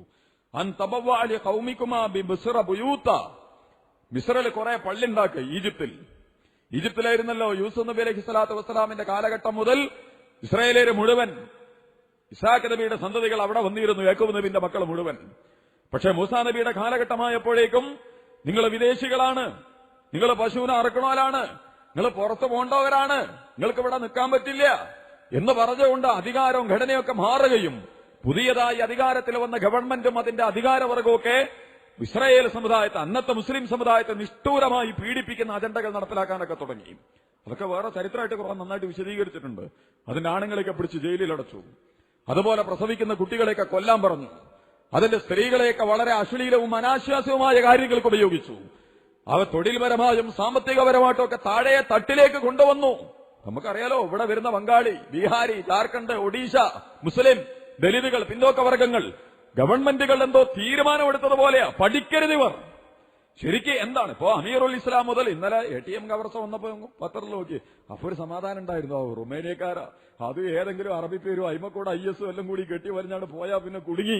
കാരണം ആ ഒരാഴ്ച പിന്നെ മാധ്യമങ്ങൾക്ക് പെരുന്നാളും പള്ളി പെരുന്നാളും. ഇപ്പൊ റുമേനിയക്കാരനെ പോലെ ഗുൽമാലൊന്നുമില്ലല്ലോ, ഭീകരവാദമല്ല, തീവ്രവാദമല്ല, ഒരറബി പേരുള്ളവനാണ് ATM കവർച്ച നടത്തിയതെങ്കിൽ നിങ്ങൾ ഉറപ്പിച്ചോ, ചാനലുകളും പത്രങ്ങളും ഒക്കെ നടത്തുന്ന പെരുന്നാളിന് ഒരു കണക്കുണ്ടാവില്ല. അന്താരാഷ്ട്ര ബന്ധം, അതിനിഗൂഢമായ തീവ്രവാദ ഗ്രൂപ്പുകൾ തമ്മിലുള്ള ബന്ധം, കാശ് കൈമാറ്റത്തിന്റെ ആഗോളതല രീതിശാസ്ത്രത്തിന് വേണ്ടി ഇവരത് ഉപയോഗിക്കുന്നു. വളരെ അപകടകരമായ സംഭവങ്ങൾ നമ്മളത് ആലോചിക്കാത്തോണ്ടാ. അപ്പൊ എനിക്ക് സമാധാനമായി. അറബി പേരുള്ള ആരുമില്ല, 4 റുമേനിയൻ പൗരന്മാരും അല്ല, ഇറാഖും അല്ല, സിറിയയല്ല, കുവൈത്തും അല്ല, അറബി പേരുള്ള. അപ്പോഴാണ് അതിന് താഴെ 2 കാണുന്നത്. കൊച്ചിയിലെ ATM കവർച്ച, 2 ഒരു ബംഗ്ലാദേശി, ഒരു UP, 2 മുഹമ്മദാ, ഒരു മുഹമ്മദ് ഇഫ്രാനും ഒരു മുഹമ്മദ് ഇമ്രാനും. കൈസിലായി ആ മുഹമ്മദ് മറ്റേ മുഹമ്മദിനെ കൊന്നിരിക്കുന്നു. പക്ഷെ അവന് മറ്റവരെ പോലെയല്ല, പ്രൊഫഷണൽ അല്ല അവൻ.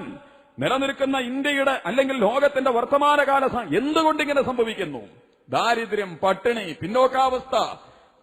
മുസ്ലിങ്ങൾ താമസിക്കുന്ന ഏതൊരു പ്രദേശത്തും നിങ്ങൾ പോ, അതിന് നേതൃത്വം നൽകാൻ കഴിയുന്ന മതസംഘടനകളോ അതിന്റെ സംവിധാനങ്ങളോ, എന്നാൽ അതിനേക്കാളുപരി മതസംഘടനകൾക്കൊന്നുമല്ല ഇപ്പൊ പവറുള്ളത്, രാഷ്ട്രീയ പ്രസ്ഥാനങ്ങൾക്കാ. മുസ്ലിങ്ങൾ തിങ്ങി താമസിക്കുന്ന പ്രദേശത്തെ രാഷ്ട്രീയ, അത് CPM ആണെങ്കിൽ, അത് കോൺഗ്രസ് ആണെങ്കിൽ, അത് BJP ആണെങ്കിൽ അവർ വർക്ക് ചെയ്യണം. കാരണം പഠിക്കാത്തത് കൊണ്ടാണ് ഒരു സമൂഹം ക്രിമിനലുകളായിട്ട് മാറുന്നത്. പഠിച്ചത് കൊണ്ട് ക്രിമിനലാവൂല എന്ന് നമ്മൾ തെറ്റിദ്ധരിക്കേണ്ട കാര്യമല്ലേ. ലോകത്തിലെ ഏറ്റവും നല്ല ക്രിമിനലുകളുള്ള അമേരിക്കയിലാണ്, അത് വേറെ പഠിക്കണം.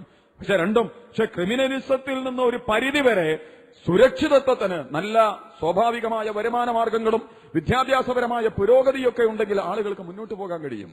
പക്ഷേ ഇന്ത്യയിലെ മുസ്ലിമീങ്ങൾ, കേരളത്തിലെ മാത്രമാണ് ഗൾഫ് സ്രോതസ്സിൽ നിന്നുകൊണ്ടുണ്ടായ സമ്പത്ത് വന്നതുകൊണ്ട് വ്യത്യസ്തമായ പഠന രീതികളിലേക്ക് കയറിപ്പോയി വിദ്യാഭ്യാസപരമായ ഒരു നവോത്ഥാനം നടന്നുകൊണ്ടിരിക്കുന്നത്.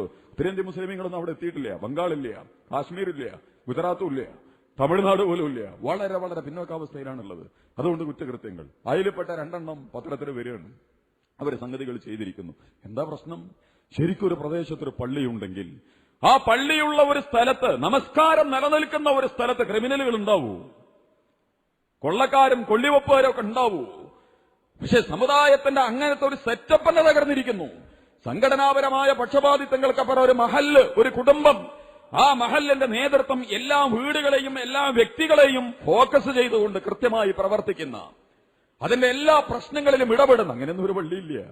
ഇങ്ങനെ പള്ളിയില്ല. പള്ളി വരിസംഖ്യ കൊടുത്തിട്ടില്ലെങ്കിൽ കിട്ടിയിട്ടില്ലെങ്കിൽ അങ്ങോട്ടും ഇങ്ങോട്ടും തർക്കം നടത്തുന്നതിന്റെ അപ്പുറം ഒരു പള്ളി. എന്നിട്ട് ഞാൻ പറഞ്ഞത്, അത്രയും വേദനാജനകമായ അവസ്ഥയിൽ ഇസ്രായേലിൽ വന്നുപെട്ട ഒരു ഗതിയിൽ, പഠിക്കണില്ല, തൊഴിലില്ല, പിന്നോക്കാവസ്ഥ, ജയില്, കേസ്, എല്ലാ പ്രശ്നങ്ങളും ഉണ്ടായ സമയത്ത് അള്ളാഹു മൂസാ നബിനോടും ഹാറൂൻ നബി അലൈഹി സ്വലാത്തു വസ്സലാമിനോടും പറയാ, അൻ തബവ്വഅ ലി ഖൗമികുമാ ബി മിസ്റ ബുയൂത, കുറച്ച് വീടുണ്ടാക്കുങ്ങൾ. വീട് എന്ന് പറഞ്ഞാൽ അള്ളാന്റെ പള്ളി.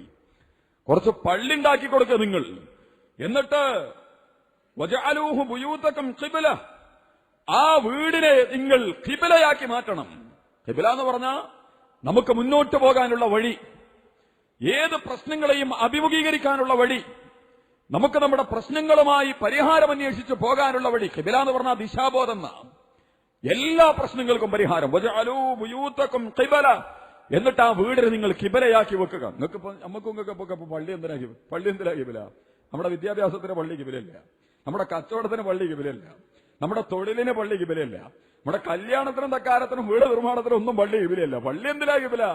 ഈ പറഞ്ഞ മാതിരി വന്നിട്ട് 2 റക്അത്ത് നിസ്കരിച്ചിട്ട് പോകാൻ, ഖുതുബ തുടങ്ങിയാലും 2 റക്അത്ത് നിസ്കരിക്കാൻ പറ്റുമെങ്കിൽ അതിന്റെ കിബില എന്നല്ലാതെ ഇപ്പറഞ്ഞ വജഅലൂഹു ബുയൂതകും ഖിബല, നിങ്ങളുടെ കിബലയായിട്ട് പള്ളി മാറണം എന്ന് പറഞ്ഞാൽ വ്യക്തികളെയും കുടുംബത്തെയും സമൂഹത്തെയും കൃത്യമായി രൂപപ്പെടുത്തുന്ന, അവർക്ക് മാർഗനിർദ്ദേശങ്ങൾ നൽകുന്ന. എന്നിട്ട് അല്ലാഹു പറയുക വഖീമുസ്സലാ, നിങ്ങൾ നമസ്കരിക്ക്. ആ വീടുകളിൽ കിബലയാക്കി വെച്ചുകൊണ്ട് നമസ്കാരം മുറപ്രകാരം നടക്കട്ടെ. നീ നമ്മുടെ നാട്ടിലൊക്കെയുള്ള പള്ളി നോക്ക്. ഇന്ത്യൻ മുസ്ലിമും ലോക മുസ്ലിമീങ്ങളും പള്ളിയിൽ നിന്ന് വേർപ്പെടാൻ പറ്റാത്ത കാലഘട്ടമാണിത്. കാരണം അത്രമാത്രമുള്ള പ്രതിസന്ധികളിലെയാണ് അവൻ അഭിമുഖീകരിക്കാൻ പോകുന്നത്. തീരൂല അവിടെയൊന്നും. ഇതിനേക്കാൾ ഭയാനകമായ സാഹചര്യങ്ങളിലേക്ക് പോയിക്കൊണ്ടിരിക്കുക. അമേരിക്കൻ പ്രസിഡന്റിന്റെ പ്രസംഗം കേൾക്കണമെങ്കിൽ ഓരോ ദിവസവും ഡൊണാൾഡ് ട്രംപിന്റെ യാഥാ മുസ്ലിങ്ങൾ IS ഉണ്ടാക്കിയത് അവരാ.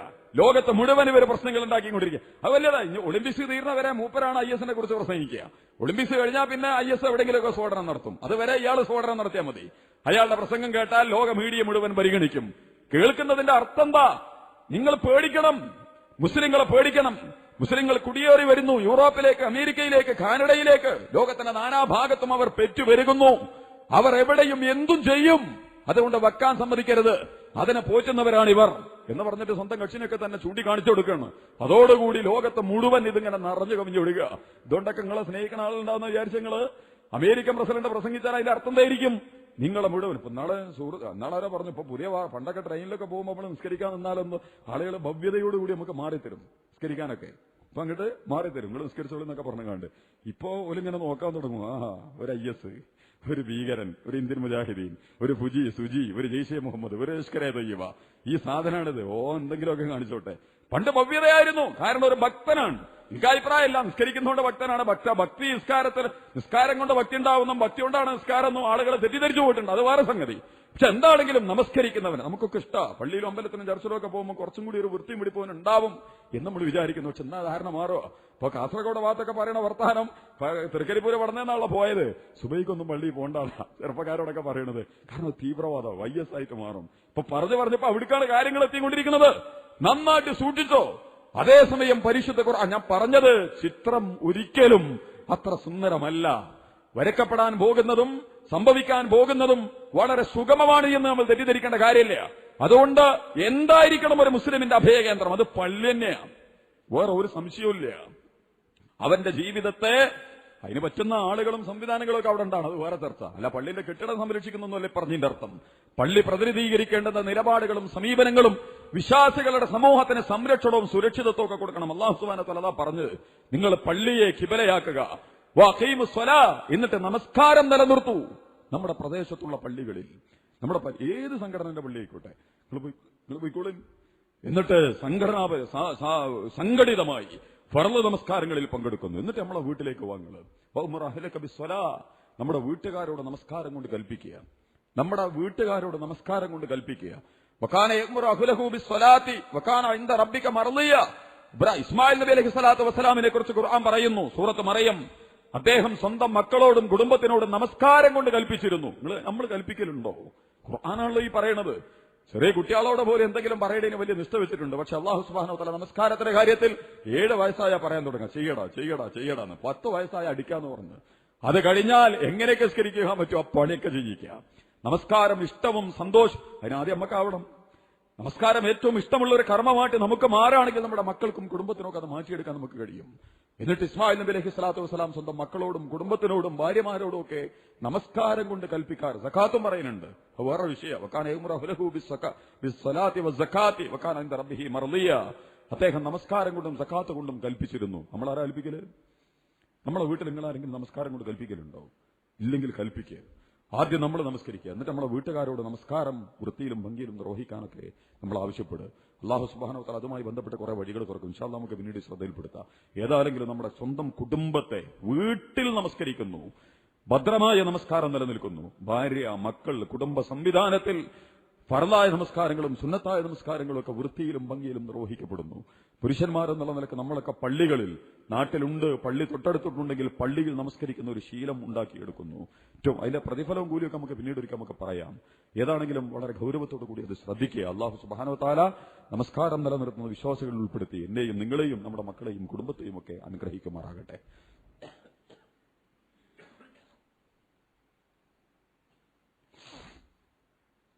അൽഹംദുലില്ലാഹ് അൽഹംദുലില്ലാഹി റബ്ബിൽ ആലമീൻ. അല്ലാഹുമ്മ സ്വല്ലി അലാ മുഹമ്മദിൻ വഅലാ ആലി മുഹമ്മദ്. യാ അയ്യുഹൽ ഇഖ്വാന വൽ അഖവാത്ത് ഉസൈക്കും ഇബാദല്ലാഹ് വഇയ്യായ ബിതഖ്വല്ലാഹ്. പ്രിയമുള്ള സഹോദരങ്ങളെ, സഹോദരിമാരെ, ഒരിക്കൽ കൂടി അള്ളാഹുവിന്റെ കൽപ്പനകൾ പ്രത്യേകിച്ച് ഈ വിഷയത്തിൽ സൂക്ഷിക്കണമെന്ന് ഞാൻ ഉണർത്താൻ. രണ്ടാമത് ആദ്യം പറഞ്ഞ കാര്യം കൂടി ഒന്നുകൂടി ഉണർത്താം. ഈ പള്ളിയിലെ മിഹ്റാബിൽ ഇമാമ് കയറി കഴിഞ്ഞതിന് ശേഷം ഒരു സുന്നത്തസ്കാരമില്ല. അതുകൊണ്ട് ഇനി ഇവിടെ വരുന്ന ആരും പള്ളിയിൽ ഇമാം മിമ്പർമ കയറി കഴിഞ്ഞിട്ട് ഇവിടെ വന്നിട്ട് സുന്നത്ത് നമസ്കരിക്കരുത്. അങ്ങനെ ഒരു സുന്നത്തില്ല. ഹുത്തുബയാണ് ഫർദ്. നിങ്ങൾ നിസ്കരിക്കണ സുന്നത്താ. ഫർദ് ഒഴിവാക്കിയിട്ട് എന്ത് സുന്നത്താ? ഹുത്തുബ കേൾക്കലാണ് ഫർദ്. 4 റക്അത്ത് നിസ്കാരം 2 റക്അത്തായിട്ട് ചുരുക്കിയിട്ടാണ് ഹുത്തുബ പറയാനും കൂടിയൊക്കെ പറഞ്ഞിട്ടുള്ളത്. അപ്പൊ ഹുത്തുബ ഫർദാ, മറ്റേ സുന്നത്ത് നിസ്കാരമാണ്. ഹുത്തുബ തുടങ്ങിയിട്ട് സുന്നത്ത് നിസ്കാരമില്ല. ഹുത്തുബ ഫർദാ, നിസ്കരിക്കണ സുന്നത്താ. ഫർദ് ഒഴിവാക്കിയിട്ട് സുന്നത്ത് നിസ്കരിക്കാൻ അള്ളാഹ് പറഞ്ഞിട്ടില്ല, ഒരു എവിടെയും പഠിപ്പിച്ചിട്ടില്ല. അതുകൊണ്ട് എന്ത് ചെയ്യുക, ഇവിടെ വരുന്ന ആളുകൾ ശ്രദ്ധിക്കുക. ഹുത്തുബ തുടങ്ങിയിട്ടാണ് നിങ്ങൾ വരുന്നതെങ്കിൽ ഒരിക്കലും സുന്നത്ത് നിസ്കരിക്കാൻ വേണ്ടിയിട്ട് കയ്യെട്ടാൻ നിൽക്കരുത്. അവിടെ ഇരിക്കുക, തൊട്ടടുത്ത ആളുകൾ അവിടെ ഇരുത്തുക. അതിനേക്കാൾ കൂലിയിട്ട് ഹുതുബ കേൾക്കണില്ല. മാത്രമല്ല, പ്രസംഗം നടന്നുകൊണ്ടിരിക്കുമ്പോൾ എങ്ങനെ നിങ്ങൾ നിസ്കരിക്കുക? ഒരാൾ അപ്പുറത്തെ വാഹനം ഉണ്ടാക്കിക്കൊണ്ടിരിക്കും, നിസ്കരിക്കാൻ പോലും നമുക്ക് പറ്റൂല. അപ്പൊ പിന്നെ ഏകാഗ്രത പോലും ഒരു കിട്ടുക. അപ്പൊ ഒരു ചടങ്ങ് നിർവഹിക്കണ പോലെയാണ് ആ സാധനം നടക്കുക. അങ്ങനെ അള്ളാഹ്ക്ക് കൊടുക്കണ്ട. ഇനി നിസ്കരിക്കാൻ പോകുന്നുണ്ടെങ്കിൽ വളരെ നേരത്തെ വരിക, എന്നിട്ട് 2 റക്അത്ത് സുന്നത്ത് നിസ്കരിക്കുക. അല്ലെങ്കിൽ ഇൻഷാ അല്ലാഹ് നമ്മളെ ഹുതുബയൊക്കെ കഴിഞ്ഞ് 2 റക്അത്ത് ഫർദ് നിസ്കാരം കഴിഞ്ഞാൽ, ജുമുഅയും കഴിഞ്ഞാൽ 4 റക്അത്തോ 2 റക്അത്തോ ഒക്കെ സുന്നത്ത് നമസ്കരിക്കുക, ധാരാളമായിട്ട് നിസ്കരിക്കുക. അതാണ് അതിലേറ്റവും. മറ്റേ സുന്നത്ത് ഇല്ല, അങ്ങനെ ഒരു സുന്നത്ത് ഇല്ല. ഖുത്ബ തുടങ്ങിയിട്ട് ഇല്ല സുന്നത്ത് നമസ്കാരമല്ല, അതിന്റെ മുമ്പ് മെഹ്റാബ് അല്ലെങ്കിൽ ഇമാമ ഖുത്ബ തുടങ്ങിയിട്ടില്ല. ഇമാമൻ അങ്ങനെയൊക്കെ ആവാൻ വേണമെങ്കിൽ നമ്മളിപ്പോ ഒരേ ശൈലിയിൽ പോകുന്നതുകൊണ്ട് നമുക്ക് തോന്നുന്നത് ഇങ്ങനെ തന്നെ നടക്കണം എന്നൊക്കെ. ഇടയിൽ വർത്താനം പറയാൻ പാടില്ല, ഒന്നും ചെയ്യാൻ പാടില്ല, എടുക്കാം, അങ്ങനെയൊക്കെ ഒരു ഭയങ്കര സംഗതിയായിട്ട് തോന്നുന്നു. അതിന്റെ ഗുലുമാലൊന്നുമില്ല. ഇപ്പൊ ഇമാമ ഖുത്ബ തുടങ്ങാൻ കുറച്ച് മൂപ്പര് ഇവിടെ കയറി ഇരുന്നിട്ടുണ്ട്. അപ്പൊ ഞാൻ ഒരാൾ വന്നാൽ ഇമാമിന് പറയാം നിസ്കരിക്കുക, 2 റക്അത്ത് നിസ്കരിച്ചിരുന്നോ എന്നൊക്കെ പറയാം. അങ്ങനെ റസൂൽ പറഞ്ഞിട്ടുണ്ട്. പക്ഷെ ഇമാമ ഖുത്ബ പറഞ്ഞുകൊണ്ടിരിക്കുമ്പോൾ റസൂൽ തിരുമേനി എണീപ്പിച്ചിട്ട് നിസ്കരിച്ചോ എന്ന് പറയല്ല. മറിച്ച് മിമ്പർമുണ്ട് റസൂല്, പക്ഷേ റസൂൽ ഖുത്ബ തുടങ്ങിയിട്ടില്ല. അതുകൊണ്ടാണ് മറ്റാളോട് എണീച്ച് നിസ്കരിക്കാൻ പറഞ്ഞത്. ആ ഒരു രൂപത്തിലാണ്, ആ ഹദീസ് വെച്ചിട്ടാണ് എന്ത് ചെയ്യല്, ഇങ്ങനെ വന്നിട്ടും ഖുത്ബ കേട്ടുകൊണ്ടിരിക്കുമ്പോഴും സുന്നത്ത് നിസ്കരിക്കാൻ പറ്റും. അങ്ങനെ സുന്നത്തില്ല. നേരെ തിരിച്ച് മറ്റേ ചിലക്കാണ് നിസ്കരിക്കേണ്ടത്. ആദ്യം വരിക, അല്ലെങ്കിൽ ഇത് കഴിഞ്ഞിട്ട് നമ്മൾ നമസ്കരിക്കുക. അതിൽ എന്റെ സഹോദരന്മാര് ശ്രദ്ധിക്കണം എന്നുകൂടി ഉണർത്തുകയാണ്. അൽഹംദുലില്ലാഹ്, നല്ലൊരു മനസ്സാണത് 2 റക്അത്ത് നിസ്കരിക്കാനുള്ള ഒരു മനസ്സ് എന്ന് പറയുന്നത്. അത് നഷ്ടപ്പെടുത്താതിരിക്കുക. പക്ഷെ ഇങ്ങനെയല്ല നിസ്കരിക്കേണ്ടത്, അല്ലാത്ത രീതിയിലാണ് ചെയ്യേണ്ടത് എന്നുകൂടി എന്റെ സഹോദരങ്ങളെയും സുഹൃത്തുക്കളെയും ഞാൻ ഉണർത്തുന്നു. അള്ളാഹു നമ്മെ അനുഗ്രഹിക്കുമാറാകട്ടെ. കൂടുതൽ നന്നായി കാര്യങ്ങൾ മനസ്സിലാക്കാനും മനസ്സിലാക്കുന്ന കാര്യങ്ങളൊക്കെ ജീവിതത്തിൽ നിലനിർത്താനും പടച്ച റബ്ബ് എന്നെയും നിങ്ങളെയും ഒക്കെ തുണക്കുകയും ചെയ്യുമാറാകട്ടെ. അള്ളാഹുവേ, ഞങ്ങളെയൊക്കെ നീ അനുഗ്രഹിക്കുമാറാകണമേ തമ്പുരാനെ. ഞങ്ങളുടെ ജീവിതത്തിനെ ശുദ്ധീകരിച്ച് ഞങ്ങളുടെ തെറ്റുകളും കുറ്റങ്ങളും ഒക്കെ പുറത്തു തന്ന് വിശുദ്ധന്മാരായി, മുത്തഖീങ്ങളായി, സ്വാലിഹീങ്ങളായി ജീവിക്കാൻ ഞങ്ങളെയൊക്കെ നീ തുണക്കുകയും ചെയ്യുമാറാകണമേ തമ്പുരാനെ. ധാരാളം തെറ്റുകളും കുറ്റങ്ങളും ഒക്കെ സംഭവിച്ചു പോയിട്ടുള്ള ആളുകളാണ് ഞങ്ങളോട് നീ പൊറുക്കുകയും കരുണ കാണിക്കുകയും ചെയ്യുമാറാകണമേ തമ്പുരാനെ. ഞങ്ങളുടെ വീട്ടിൽ നേരത്തെ പറഞ്ഞ പോലെ ഞങ്ങളുടെ ഇണകളും കുട്ടികളും ഉമ്മാരും ഉപ്പാരും ഒക്കെ ഉണ്ട്. അവരെയും നീ അനുഗ്രഹിക്കുമാറാകണമേ തമ്പുരാനെ. ഞങ്ങളുടെ വീടുകളെ നീ അനുഗ്രഹിക്കുമാറാകണമേ തമ്പുരാനെ. ഞങ്ങളുടെ മക്കളെയും കുട്ടികളെയും മാതാപിതാക്കളെയും ഒക്കെ നമസ്കാരം നിലനിർത്തുന്നവരാക്കി മാറ്റണേ തമ്പുരാനെ. അള്ളാഹുവേ, അവരുടെ മുമ്പിൽ മികച്ച മാതൃകകളായിട്ട് മാറാൻ ഞങ്ങളെയും നീ തുണക്കുമാറാകണമേ തമ്പുരാനെ. അള്ളാഹുവേ, നിന്റെ ഏറ്റവും വലിയ അമാനത്താണ് നമസ്കാരം. അതിന് വൃത്തിയിലും ഭംഗിയിലും വ്യവസ്ഥാപിതമായും നിർവഹിക്കാൻ ഞങ്ങളെയും ഞങ്ങളുടെ കുടുംബത്തെയും ഞങ്ങളുടെ മക്കളെയും ഒക്കെ നീ തുണക്കുകയും ചെയ്യുമാറാകണമേ തമ്പുരാനെ. അള്ളാഹുവേ, ഞങ്ങളുടെ നമസ്കാരങ്ങളൊക്കെ നീ ഞങ്ങളിൽ നിന്ന് സ്വീകരിക്കുമാറാകണമേ തമ്പുരാനെ. അള്ളാഹുവേ, ഞങ്ങളുടെ നമസ്കാരം നിലനിർത്തുന്നവരാക്കണേ തമ്പുരാനെ. അള്ളാഹുവേ, നമസ്കാരം കൊണ്ട് നീ ഞങ്ങൾ അനുഗ്രഹിക്കുമാറാകണമേ തമ്പുരാനെ. അള്ളാഹുവേ, ഞങ്ങളിൽ നിന്ന് മരണപ്പെട്ടുപോലുള്ള ഞങ്ങളുടെ ഉമ്മാരുണ്ട്, ഉപ്പാരുണ്ട്, ഇണകളും കുട്ടികളും സുഹൃത്തുക്കളും ഒക്കെ ഉണ്ട്. എല്ലാവരോടും പൊറുക്കുകയും അവരെയും ഞങ്ങളെയും ഒക്കെ നാളെ ജന്നാത്തുൽ ഫിർദൗസിൽ ഒരുമിച്ച് കൂടാൻ നീ തുണക്കുകയും ചെയ്യുമാറാകണമേ തമ്പുരാനെ. അള്ളാഹു, ഇത് അനുഗ്രഹീതമായ ദുൽഖഅദ് മാസമാണ്, ഇനി ദുൽഹജ്ജ് മാസമാണ്. ഈ മാസത്തിലൊക്കെയും നീ ഞങ്ങളോട് കരുണ കാണിക്കുമാറാകണമേ തമ്പുരാനെ. ഹജ്ജിനു വേണ്ടി പുറപ്പെട്ടുകൊണ്ടിരിക്കുന്നവരുണ്ട്, അവരെ നീ അനുഗ്രഹിക്കുമാറാകണമേ തമ്പുരാനെ. ഇനിയും പോകാനിരിക്കുന്ന ഞങ്ങളുടെ ആളുകളുണ്ട്, അവരോടും നീ കരുണ കാണിക്കുമാറാകണമേ തമ്പുരാനെ. മഖ്ബൂലും മബ്റൂറുമായ ഹജ്ജ് കർമ്മം നിർവഹിച്ച് തിരിച്ചു വരാൻ വിശ്വാസികളായ സമൂഹത്തിന് നീ തുണക്കുമാറാകണമേ തമ്പുരാനെ. ഹജ്ജ് കർമ്മം ചെയ്യാനുള്ള അവസരം നൽകി ഞങ്ങളെയും നീ അനുഗ്രഹിക്കുമാറാകണമേ തമ്പുരാനെ. ഹജ്ജ് ചെയ്തിട്ടുള്ള, ഉംറയൊക്കെ ചെയ്തിട്ടുള്ള ആളുകൾ ഞങ്ങളുടെ കൂട്ടത്തിൽ ധാരാളമുണ്ട്. അള്ളാഹുവേ, അതിന്റെ കടപ്പാടുകളും ബാധ്യതകളും നിലനിർത്താൻ അവരെയും ഞങ്ങളെയും ഒക്കെ നീ തുണക്കുകയും ചെയ്യുമാറാകണമേ തമ്പുരാനെ. അല്ലാഹുമ്മ റഹ്മനാ യാ അർഹമർ റഹീമീൻ. അല്ലാഹുമ്മ ഗ്ഫിർ ലനാ ദുനൂബനാ യാ റബ്ബൽ ആലമീൻ. اللهم إنك عفو تحب العفو فاعف عنا. اللهم اعتقنا من النار وادخلنا الجنة يا رب العالمين. اللهم اغفر للمؤمنين والمؤمنات والمسلمين والمسلمات الأحياء منهم والأموات إنك مجيب الدعوات يا قاضي الحاجات طيب سراهم واجعل الجنة مأواهم اللهم ربنا آتنا في الدنيا حسنة وفي الآخرة حسنة وقنا عذاب النار اللهم أجرنا من النار اللهم أجرنا من النار اللهم أجرنا من النار ربنا تقبل منا إنك أنت السميع العليم وتب علينا إنك أنت التواب الرحيم واغفر لنا يا غافر المذنبين واغفر لنا ذنوبنا يا رب العالمين آمين آمين برحمتك يا أرحم الراحمين وآخر دعوانا الحمد لله وصلى الله على محمد صلى الله عليه وسلم.